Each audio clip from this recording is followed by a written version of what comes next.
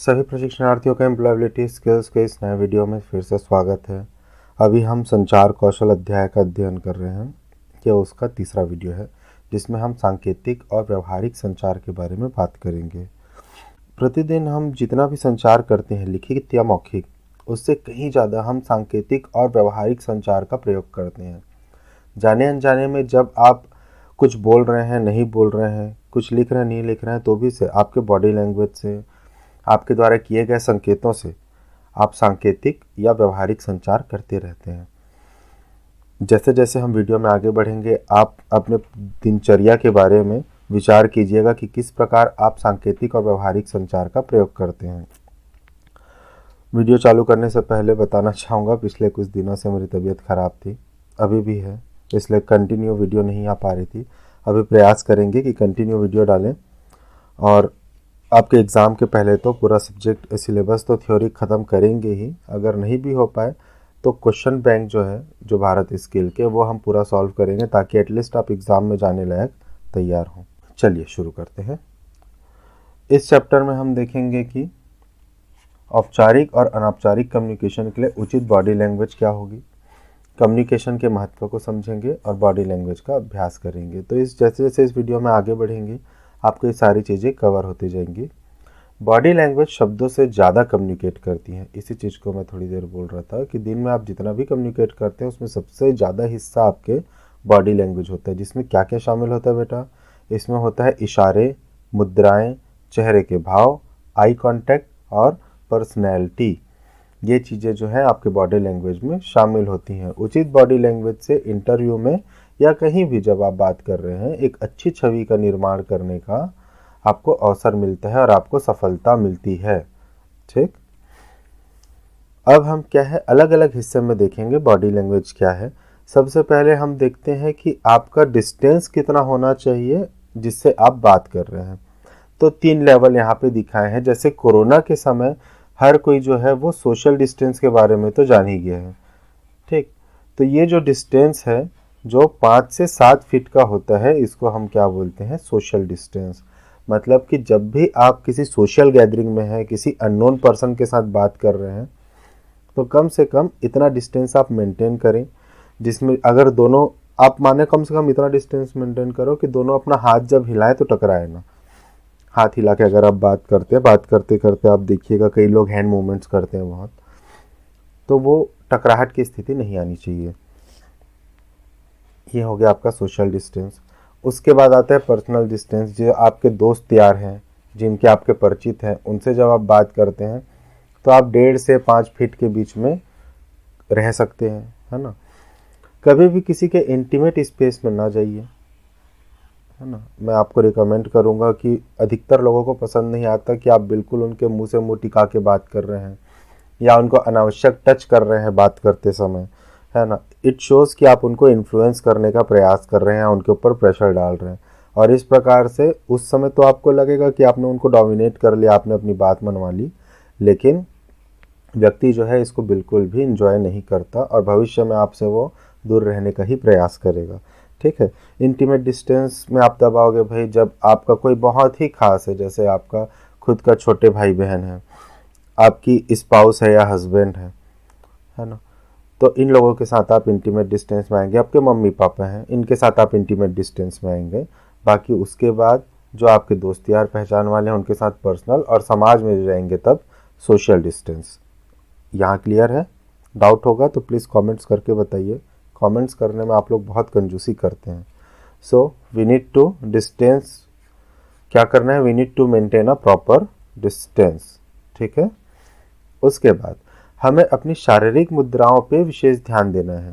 ठीक है, कि हम किस प्रकार का जेस्चर कर रहे हैं।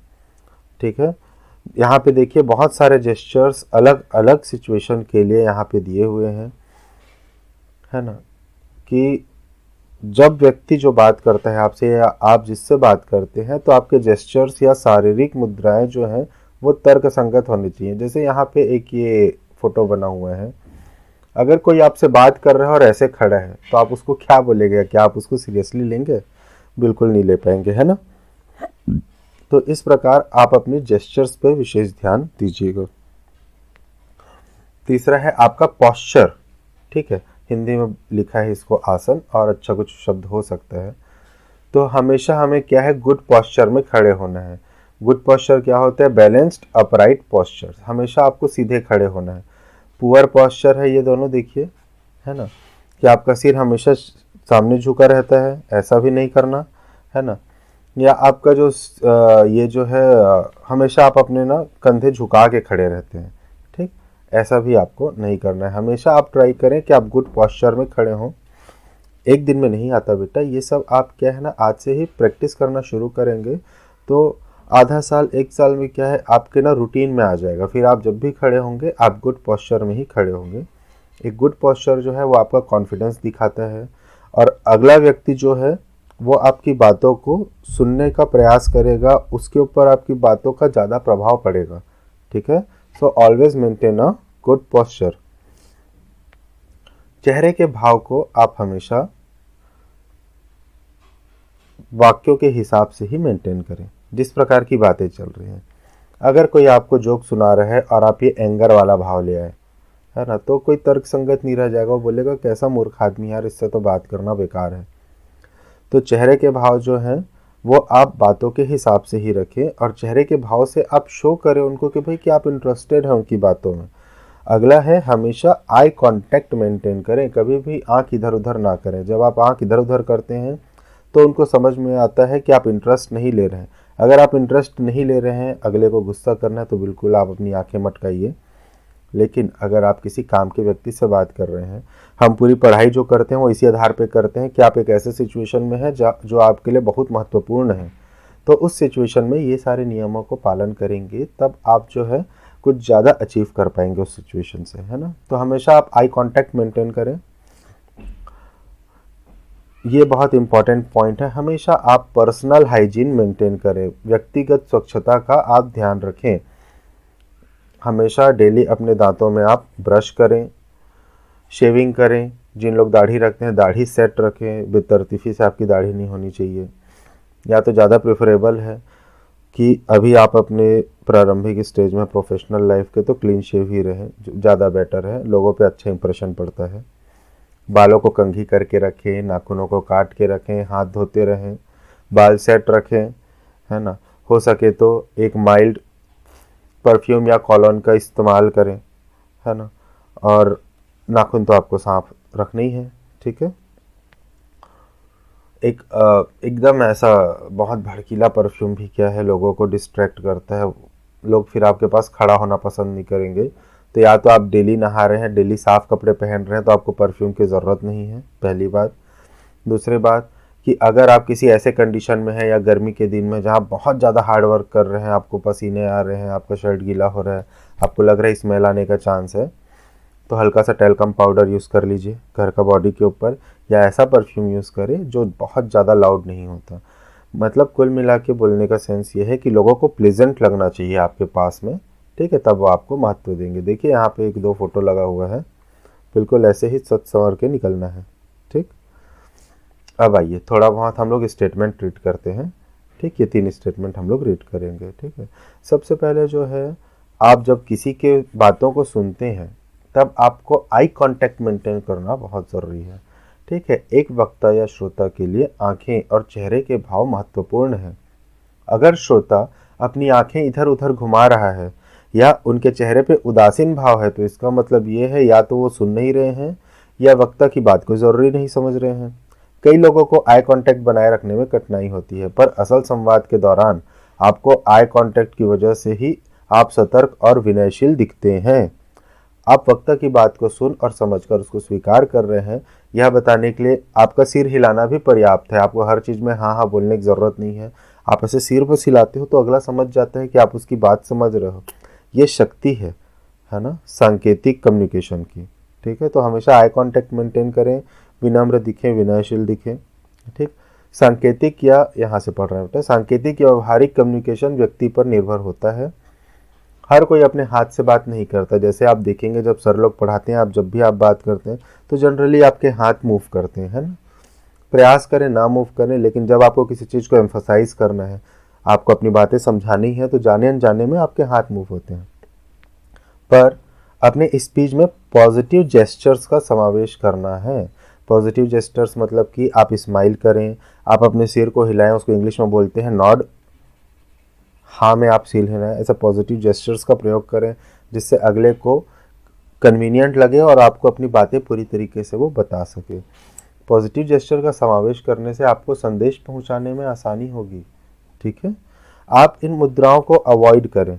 जैसे कि कौन सी मुद्राएं, जैसे श्रोताओं की ओर उंगली से इशारा करना, जो आपकी बातें सुन रहा है उसको बार बार उंगली दिखा के बात नहीं करना है। बहुत सारे मेरे मित्र भी ऐसा काम करते हैं, लेकिन ये बिल्कुल भी पॉजिटिव कम्युनिकेशन का इशारा नहीं है। आप उनको अपनी बातें समझाना चाह रही हैं दबावपूर्वक, ऐसा प्रतीत होता है जब आप उंगली से इशारा करते हैं। और कुछ लोग जो सेम इंटेलेक्चुअल लेवल में है या हायर इंटेलेक्चुअल लेवल में है, उच्च बौद्धिक स्तर में है, तो वो इस चीज़ का बुरा भी मान सकते हैं।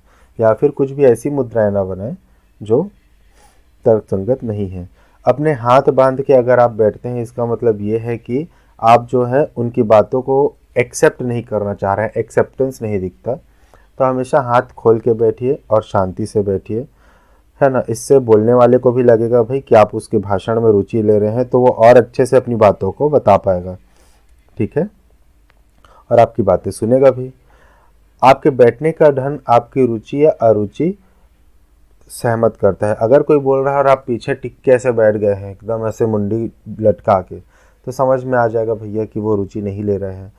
अगर आप श्रोता की तरफ हल्का सा झुक के बैठते हैं, तब श्रोता को वक्ता को ये लगता है कि ये मेरी बात को अटेंटिवली सुन रहा है।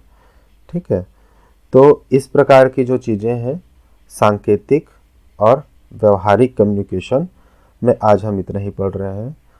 इन चीज़ों को आप अपनी लाइफ में अप्लाई कीजिए। और बॉडी लैंग्वेज के ऊपर तो बहुत लंबी चौड़ी थ्योरियाँ हैं, अगर आपको अच्छा लग रहा है तो इसको कहीं से पढ़ने का प्रयास करें। बॉडी लैंग्वेज जो है वो आपको बहुत जल्दी सफल बनाएगा जीवन में। ठीक, आज के वीडियो में बस इतना ही। आशा करता हूँ आप लोग पढ़ाई अच्छे से कर रहे हैं। अगले वीडियो में मिलते हैं। Thank you.